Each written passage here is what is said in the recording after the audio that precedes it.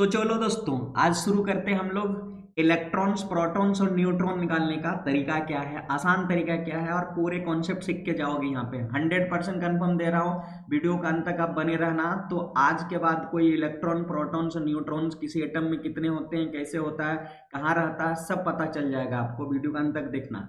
चलो शुरू करते हैं। सबसे पहले हम फैक्ट को समझते हैं, क्या कह रहा है। हम यहाँ पे सीखेंगे कि हाउ टू डिटरमाइन सब atomic particle of an atom.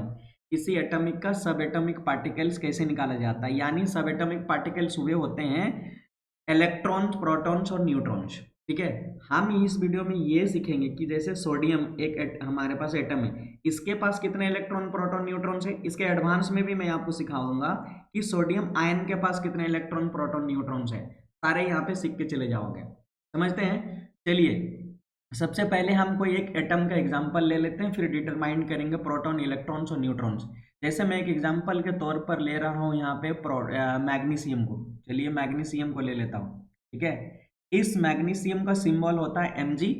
इसको लिखा कैसे जाता है, इसको लिखते हैं यहाँ पे, इसका जो यहाँ पे नीचे में इस जगह लिखेंगे हम इसका प्रोटॉन, यानी इसका एटॉमिक नंबर। और एटॉमिक नंबर होता है मैग्नीशियम का 12। ये सब आपको याद होना चाहिए। और मैग्नीशियम का एटॉमिक मास नंबर कितना होता है, 24। इस तरह से यहाँ पे आप लिख दोगे, यानी सिंबलाइज कर दोगे कि मैग्नीशियम को एटॉमिक नंबर से और उसका मास नंबर से। आइए हम समझते हैं। सबसे पहले यहाँ क्या कहा गया है, देखो यहाँ पे कहा गया डिटरमाइंड प्रोटॉन्स निकालने का तरीका क्या है। Protons are equal to the atomic number. जितने एटॉमिक नंबर होते हैं उतना ही प्रोटॉन होती है। समझ में आ गया बात। फिर से बोला proton are equal to the atomic number. अब आप देखो कि यहाँ पे कितने एटॉमिक नंबर है मैग्नीशियम का। मैग्नीशियम का एटॉमिक नंबर है 12, तो नंबर ऑफ प्रोटॉन्स भी कितनी होगी, 12। यानी जितने नंबर ऑफ प्रोटॉन उतने ही एटॉमिक नंबर, जितना एटॉमिक नंबर उतना ही प्रोटॉन। तो आप यहाँ पे देखो, मैं ऐसा लिख सकता हूँ, प्रोटॉन को एक्चुअली एटॉमिक नंबर को जेड से डिनोट किया जाता है।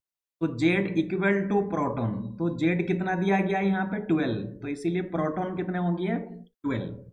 अब आओ इलेक्ट्रॉन निकालना सीखेंगे। इलेक्ट्रॉन कैसे निकाला जाता है, देखो determined electrons. Electron equal protons in neutral atoms, यानी न्यूट्रल एटम में जितने नंबर ऑफ इलेक्ट्रॉन्स होती है उतने ही नंबर ऑफ प्रोटॉन्स होती है। देखो यहाँ पे नंबर ऑफ प्रोटॉन है, और बात खास बात यहाँ पे न्यूट्रल एटम। न्यूट्रल एटम मतलब कोई चार्ज नहीं हो, कोई आयन नहीं हो इस एटम में। तो मैग्नीशियम के अंदर में कोई भी आयन नहीं है। जैसे हम सोडियम के पास हमारा आयन है, तो ये अलग होगा निकालने का तरीका। बोला न्यूट्रल एटम में जितने नंबर ऑफ इलेक्ट्रॉन्स होता है उतना ही नंबर ऑफ प्रोटॉन्स भी होती है। तो हम यहाँ पे ऐसे लिख सकते हैं कि हमारे नंबर ऑफ प्रोटॉन जितना होता है न्यूट्रल एटम में उतना ही इलेक्ट्रॉन्स होती हैं, इसीलिए इलेक्ट्रॉन्स भी कितने हो गए, 12 हो गए।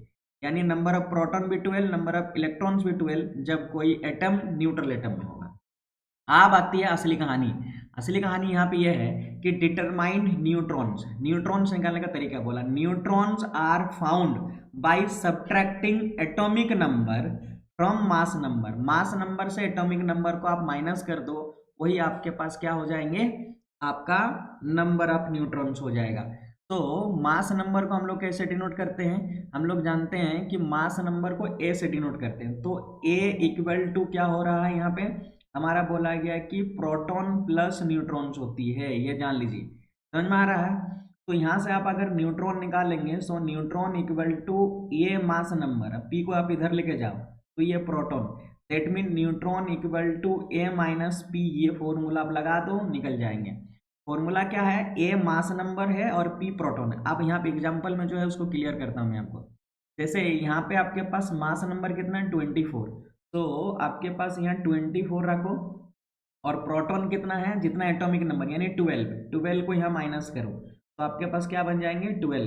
That mean neutrons of A magnesium में कितने हो गए 12, प्रोटॉन कितने हो गए 12, और सॉरी प्रोटॉन कितने हो गए 12 और इलेक्ट्रॉन कितना हो गया 12। इस तरह से आप किसी का भी निकाल सकते हो। ठीक है। एक एग्जाम्पल और ले लेता हूँ। जैसे मेरे पास कहानी कह रहे हैं हम, इसको ले लेते हैं, जिसका हम ले रहे हैं, चलो सोडियम को ले लेते हैं। किसको ले लेते हैं, सोडियम। देखो सोडियम का सिंबल होता है Na, और एटॉमिक नंबर इसका होता है आपका 11, और एटॉमिक मास होता है ये हमारे पास 23।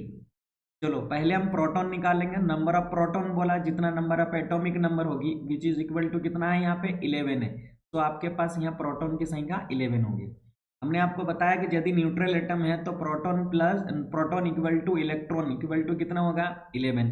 न्यूट्रॉन निकालने के लिए बोला क्या मैंने कि मास नंबर से आप प्रोटॉन को माइनस कर दीजिए।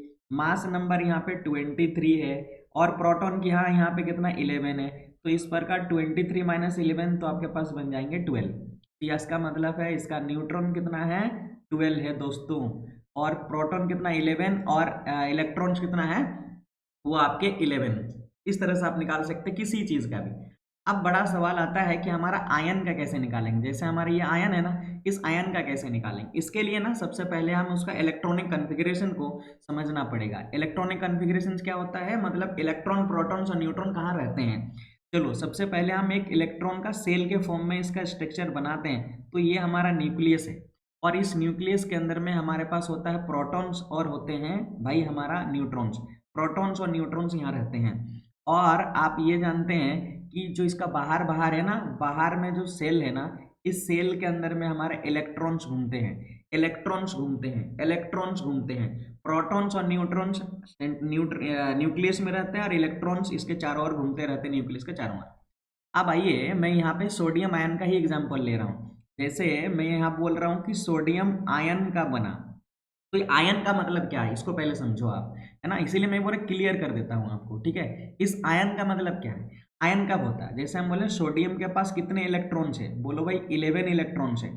और ये पॉजिटिव का मतलब क्या है, कोई भी एटम जब क्या करता है, जैसे ये सोडियम एटम है, जब ये एक इलेक्ट्रॉन्स डोनेट करता है, एक इलेक्ट्रॉन्स डोनेट करता है, डोनेट करने से हमारा क्या बनते हैं पॉजिटिव आयन।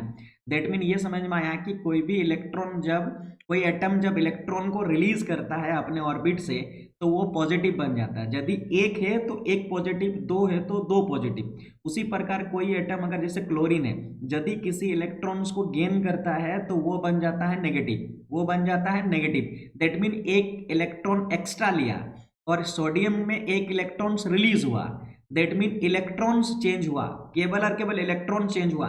क्या मैं आपसे पूछ रहा हूं क्या प्रोटॉन और न्यूट्रॉन चेंज हुआ इसमें, नहीं, प्रोटॉन और न्यूट्रॉन चेंज नहीं हुआ, केवल और केवल इलेक्ट्रॉन चेंज हुआ। तो आप यहाँ पे क्या करोगे, निकालने का तरीका क्या होगा, जैसे आगे आप अगर बोल रहे हो कि भाई सोडियम आयन के हमारे पास प्रोटॉन कितनी होगी, तो बोलो जितना नंबर ऑफ एटॉमिक नंबर होता है उतना ही प्रोटॉन होता है, तो यहाँ पे कितनी होगी 11 ही प्रोटॉन होगी, क्योंकि यहाँ पे प्रोटॉन न्यूक्लियस के अंदर में रहता है और यहाँ पे कोई चेंजेस नहीं हुआ है, केवल इलेक्ट्रॉन्स में चेंज हुआ है। अब आप बताओ इलेक्ट्रॉन्स बताना चाह रहे हो, तो बोल रहे हो भाई प्रोटॉन है ना हमारे पास कितने, वो 11 ही है।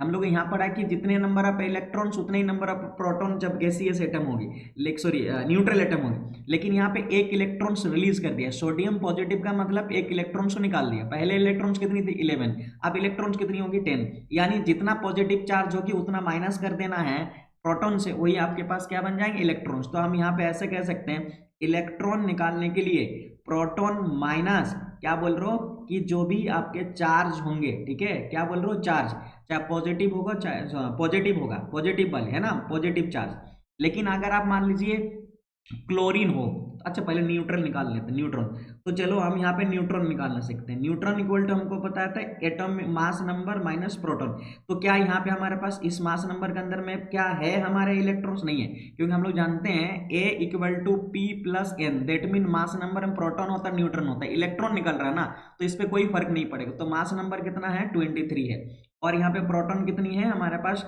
11 है, तो आपके पास 12 ही आएगा। इसका मतलब न्यूट्रॉन में भी कोई चेंजेस नहीं होती, केवल और केवल आपके पास जो चेंज होता है वो इलेक्ट्रॉन पे। अगर मैं मान ले रहा हूँ कि जैसे आपके कोई एक नेगेटिव चार्ज लेता हूँ, जैसे मैंने बोल रहा हूँ यहाँ पे O2 है ना, ऑक्सीजन का निकाला, ऑक्सीजन का 2 नेगेटिव होता है, इसका मतलब आपको क्या समझ में आता है, तो यहाँ पे बोलोगे भाई 2 इलेक्ट्रॉन्स गेन किया, 2 इलेक्ट्रॉन्स यहाँ गेन किया, एक इलेक्ट्रॉन गेन करने से एक नेगेटिव, 2 इलेक्ट्रॉन गेन करने से 2 नेगेटिव। अब बताइए प्रोटॉन इक्वल टू हमने बताया क्या neutron, sir proton equal to neutron कितने हैं, तो प्रोटॉन और neutron sorry proton equal to Z है ना, proton equal to Z mass atomic number which is equal to कितना, तो ऑक्सीजन का कितना होता है 8, क्लियर हो गया।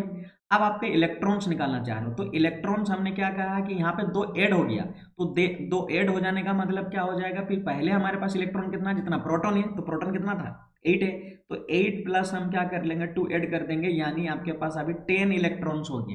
लेकिन न्यूट्रॉन में कोई चेंजेस हुआ क्या? Neutron equal to A minus क्या होता है पी। देखो ए का वैल्यू कितना है 16 होता है एटॉमिक मास, और प्रोटॉन कितना है 8, तो 16 माइनस 8 करेंगे तो 8 होगा। दैट मीन न्यूट्रॉन कितने हो गए 8 हो गया। तो हम यहाँ से एक फॉर्मूला बना सकते हैं। फॉर्मूला वो मेरा क्या होगा कि भाई हम यहाँ से जब इलेक्ट्रॉन्स निकालेंगे और वो नेगेटिव चार्ज हो मेरा कोई आयन यानी एटम कोई है, तो हम क्या कर लेंगे प्रोटॉन प्लस क्या कर देंगे ये चार्ज को ऐड कर देंगे। लेकिन ये कैसा चार्ज होगा? बोलेंगे हमारा नेगेटिव चार्ज होगा। सॉरी, कैसा चार्ज होगा? जब नेगेटिव चार्ज होगा तब जाकर हम ऐड कर देंगे। इस तरह से आप किसी इलेक्ट्रॉन प्रोटॉन निकालने का, कोई भी एटम हो या कोई आपके पास आयन हो, किसी का भी निकाल सकते हैं। यदि आपको वीडियो अच्छा लगा है तो हमारे चैनल में बने रहने के लिए हमारे चैनल को सब्सक्राइब करें, हमें सपोर्ट करें, हमें मोटिवेट करें, ताकि हम आप तक ऐसे ही वीडियो पहुंचा पाए।